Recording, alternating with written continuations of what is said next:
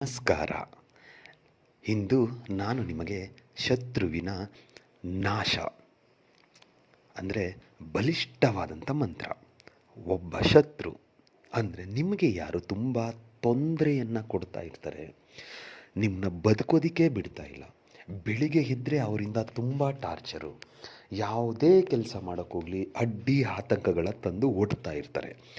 ಅಂತಹವರನ್ನು ನಾಶ ಮಾಡೋದಕ್ಕೆ ಅಂದರೆ ನಿಮ್ಮ ವಿಚಾರಕ್ಕೆ ಬರದೇ ಇರೋ ಥರ ಸಂಪೂರ್ಣವಾಗಿ ನಾಶ ಆಗಿ ಹೋಗಬೇಕು ಅವರು. ಅದನ್ನು ಹೇಗೆ ಮಾಡಬೇಕು, ಯಾವತ್ತು ಮಾಡಬೇಕು, ಅದನ್ನು ನಾನು ನಿಮಗೆ ಪರಿಪೂರ್ಣವಾಗಿ ಅಂದರೆ ಸಂಪೂರ್ಣವಾಗಿ ತಿಳಿಸ್ಕೊಡ್ತೀನಿ. ಅದಕ್ಕೂ ಮುಂಚೆ ನೀವು ನಮ್ಮ ಚಾನಲ್ನ ಸಬ್ಸ್ಕ್ರೈಬ್ ಮಾಡಿಲ್ಲ ಅಂದರೆ ಸಬ್ಸ್ಕ್ರೈಬ್ ಮಾಡಿ, ಲೈಕ್ ಮಾಡಿ, ಶೇರ್ ಮಾಡಿ, ಹಾಗೆ ಬೆಲ್ ಐಕಾನ್ ಬಟನ್ ಪ್ರೆಸ್ ಮಾಡೋದನ್ನ ಮರಿಬೇಡಿ. ಏಕೆ ಅಂದರೆ ಮುಂದೆ ಏನು ವೀಡಿಯೋಸ್ ಬಿಡ್ತೀವೋ ಅದೆಲ್ಲರಿಗಿಂತ ಮುಂಚೆ ನಿಮಗೆ ಬಂದು ಸೇರುತ್ತೆ. ಮೊದಲಿಗೆ ಈ ಕ್ರಿಯೆಯನ್ನು ಮಾಡೋದಕ್ಕೆ ನಿಮಗೆ ಅರಳಿ ಮರದ ಎಲೆ ಬೇಕಾಗುತ್ತೆ. ಅರಳಿ ಮರದ ಎಲೆಯನ್ನು ತೆಗೆದುಕೊಳ್ಳಿ. ಕೇವಲ ಒಂದು ಅಂದರೆ ಅಗಲವಾಗಿರಬೇಕು. ಅಗಲವಾದಂಥ ಒಂದು ಅರಳಿ ಮರದ ಎಲೆನ ತೆಗೆದುಕೊಳ್ಳಿ. ಈ ಕ್ರಿಯೆಯನ್ನು ನೀವು ಶನಿವಾರದ ದಿನ ಮಾಡಬೇಕಾಗುತ್ತೆ. ಶನಿವಾರದ ದಿನ ಅರಳಿ ಮರದ ಒಂದು ದೊಡ್ಡ ಎಲೆಯನ್ನು ತೆಗೆದುಕೊಂಡು ಬಂದು ಒಂದು ಪೆನ್ನನ್ನು ತಗೊಂಡು ದಕ್ಷಿಣ ದಿಕ್ಕಿಗೆ ಮುಖ ಮಾಡಿ ಕುಳಿತಬೇಕಾಗುತ್ತೆ. ಕುಳಿತುಕೊಂಡು ಇವಾಗ ನಾನು ನಿಮಗೆ ಒಂದು ಮಂತ್ರವನ್ನು ಕೊಡ್ತೀನಿ. ಆ ಮಂತ್ರವನ್ನು ಅರಳಿ ಮರದ ಎಲೆ ಏನಿದೆಯೋ ಆ ಎಲೆ ಮೇಲೆ ಬರಿಬೇಕಾಗುತ್ತೆ.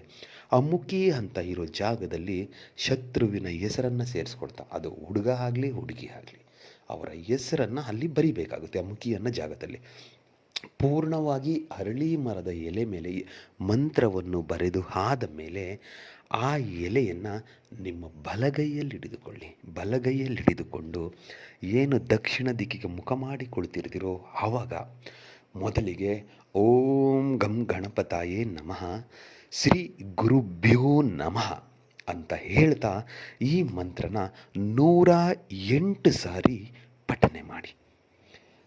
108 ಸಾರಿ ಪಠನೆ ಮಾಡಿ ಮುಗಿದ ಮೇಲೆ ಆ ಎಲೆಗೆ ಅಂತ 3 ಸಾರಿ ಅಭಿಮಂತ್ರಿಸಿ ಆದ ಮೇಲೆ ಅಲ್ಲೇ ಎಲ್ಲಾದರೂ ಒಂದು ದಪ್ಪದಾದಂಥ ಕಲ್ಲಿದ್ದರೆ ಕಲ್ಲನ್ನು ಕೆಳಗಡೆ ಅದನ್ನು ಇಟ್ಟು ಬಂದ್ಬಿಡಿ.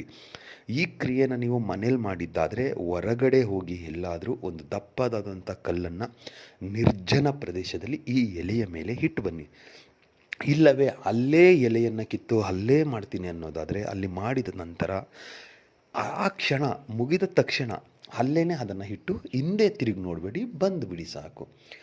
ಎಷ್ಟು ಭಾರವಾದಂಥ ವಸ್ತುವನ್ನು ಅದ್ರ ಮೇಲೆ ಹಾಕ್ತಿರೋ ಅಷ್ಟೇ ಭಾರ ಈ ವ್ಯಕ್ತಿಯ ಅಂದರೆ ನಿಮ್ಮ ಶತ್ರುವಿನ ತಲೆಯ ಮೇಲೆ ಕೂತ್ಕೊಳ್ಳುತ್ತೆ.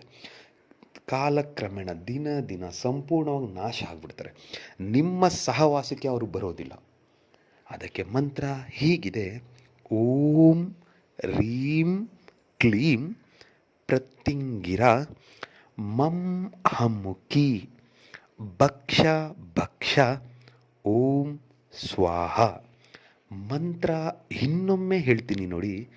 ಓಂ ರೀಂ ಕ್ಲೀಂ ಪ್ರತ್ಯಂಗಿರ ಮಂ ಹಮ್ಮುಕಿ ಭಕ್ಷ ಭಕ್ಷ ಓಂ ಸ್ವಾಹ. ಅಮುಕಿ ಅನ್ನೋ ಜಾಗದಲ್ಲಿ ಅವರ ಹೆಸರನ್ನು ಸೇರಿಸ್ಕೊಳ್ತಾ ಈ ಕ್ರಿಯೆನ ಮಾಡಿ.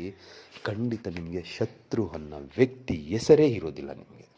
ಈ ಕ್ರಿಯೆನ ಒಬ್ಬರ ಮೇಲೆ ಮಾತ್ರ ಪ್ರಯೋಗ ಮಾಡಿ. ಅದು ತುಂಬ ಹಿಂಸೆ ಕೊಡ್ತಾ ಇದ್ದಾರೆ, ನಮಗೆ ಬೇರೆ ಯಾವ ದಾರಿನೂ ತೋರಿಸ್ತಾ ಇಲ್ಲಪ್ಪ, 8 ದಿಕ್ಕುಗಳು ಬಂದಾಗ್ಬಿಟ್ಟಿದೆ, ನನಗೆ ಯಾವುದೂ ದಾರಿನೇ ಇಲ್ಲ ಅಂತ ಅನಿಸಿದರೆ ಇದನ್ನು ಮಾಡಿ.